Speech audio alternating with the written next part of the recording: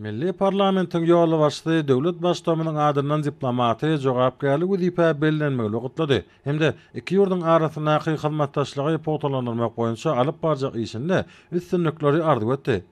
Ilçi hoşnetli sözler üçin hoşalyk bildirip, özgedegine Sloveniya Respublikasynyň ýoly başçylarynyň hormat prezidentimizde iýeren mehirli salamyny Türkmenistanyň halkyna we awadaşlyk hemde gülläp ösüş baradaky arzuwlaryny ýetirdi.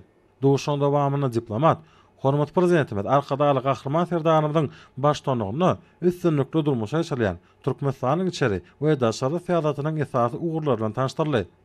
Şunda dünýäniň ýurtlary, şol sany Ýewropa döwletleri bilen öýdary behwetli hyzmatdaşlygy potalanyrmagyň Türkmenistanyň alyp barýan parahatçylyk söýüjlikli daşary syýasatynyň ileri tutulýan ugurlarynyň birdigine öz şekilli.